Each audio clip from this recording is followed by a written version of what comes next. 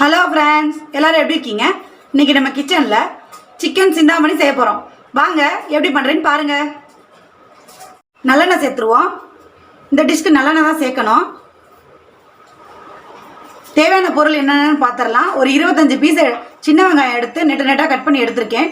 ஒரு சில்லு தேங்காய் குட்டி குட்டியாக கட் பண்ணி எடுத்திருக்கேன்.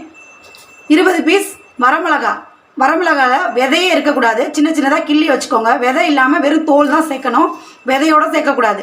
இவ்வளோ தான் இந்த டிஷ்க்கு தேவையான பொருட்கள். எண்ணெய் லைட்டாக காயும் போதே மிளகாயெல்லாம் சேர்த்துடலாம். எண்ணெய் ரொம்ப காஞ்சிடக்கூடாது, அப்புறம் மிளகாய் பூரா கருகிரும். விதை இருக்கக்கூடாதுங்க, வெறும் தோல் மட்டும் தான் சேர்க்கணும்.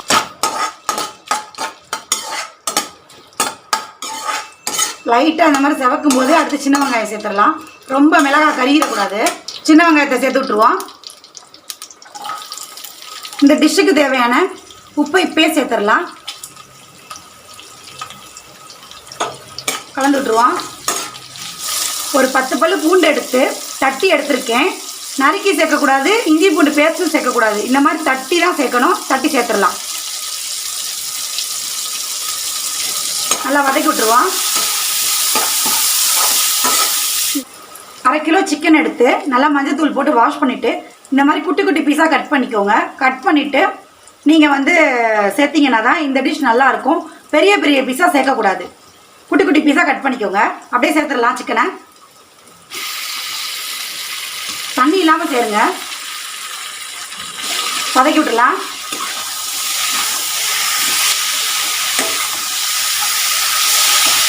மஞ்சள் தூள்லாம் இதுக்கு போட தேவையில்லை. நல்லா மஞ்சள் பொடி போட்டு வாஷ் பண்ணிட்டே இருக்கேன் சிக்கனை.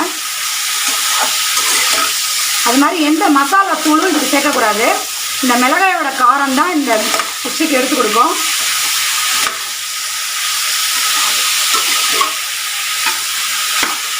நல்லா வதக்கி விட்டுக்கோங்க. நம்ம சிக்கன் நல்லா சுருண்டு வதங்கிடணும். அடுப்பை ஏற்றி விட்டுட்டு இந்த மாதிரி ஒரு மூடியை போட்டு 10 நிமிஷம் மூடி விட்டுடலாம். மூடியை திறந்து பார்த்துடலாம். சிக்கன்லேருந்து தண்ணி நல்லா ரிலீஸ் ஆகி வந்திருக்கு. இந்த தண்ணியிலே சிக்கனை நல்லா வேக விடுங்க. ஃபஸ்ட்டு நல்லா கலந்து விட்டுட்டு, நம்ம தண்ணி அதிகமாக சேர்க்கக்கூடாது இந்த டிஷ்க்கு. வெறும் 1/2 கிளாஸ் தண்ணி மட்டும்தான் இதில் சேர்த்து சிக்கனை வேக விட போகிறோம். 1/2 கிளாஸ் தண்ணி தான் சேர்க்கணும், அதுக்கு மேலே சேர்த்துடாதீங்க. இந்த 1/2 கிளாஸ் தண்ணியிலையும் சிக்கன்லேருந்து ரிலீஸ் ஆன தண்ணியும் சேர்த்து தான் இந்த சிக்கனும் வரமிளகாவும் நல்லா மசிஞ்சு வேக போகுது. நல்லா கலந்து விட்டுட்டு மூடி போட்டு மூடி விட்டு வேக விட்டுடலாம். 10 நிமிஷத்துக்கு ஒரு தடவை திறந்து கிளறி விடுங்க. 10 நிமிஷம் கழித்து திறந்து பார்த்துடலாம். சிக்கன் நல்லா ஓரளவுக்கு 3/4 பதம் வெந்துருச்சு. நல்லா கலந்து விட்டுருங்க. அப்பப்போ ஒரு 10 நிமிஷத்துக்கு ஒருக்கா திறந்து இப்படி கலந்து விட்டுக்கோங்க.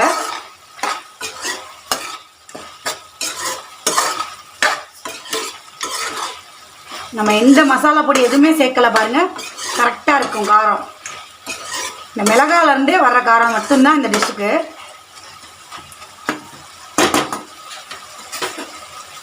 ஒரு தேங்காய் சீல் எடுத்து குட்டி குட்டியாக கட் பண்ணி வச்சுருந்தோம். இதை சேர்த்துடலாம்.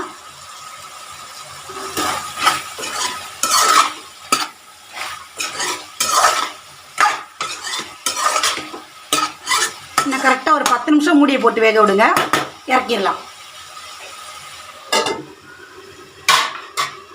10 நிமிஷம் ஆயிடுச்சு. நல்லா எண்ணெய் பிரிஞ்சு வந்துருச்சு. இந்த ஸ்டேஜில் ஒரு கை கருவேப்பிலையை நம்ம ஃப்ரெஷ்ஷாக உருவிட்டு சேர்த்துடலாம். சேர்த்துட்டு சுருளை வதக்கி விட்டு இறக்கிடுவோம்.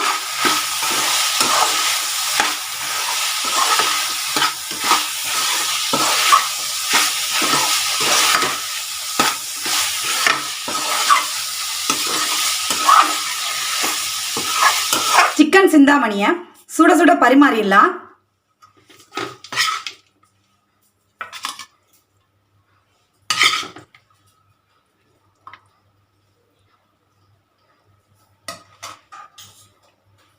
சுட சுட சாதத்தோட சூடாக செஞ்ச சிக்கன் சிந்தாமணியை ஒரு பாயில்டு எக் வச்சு பரிமாறி பாருங்கள்.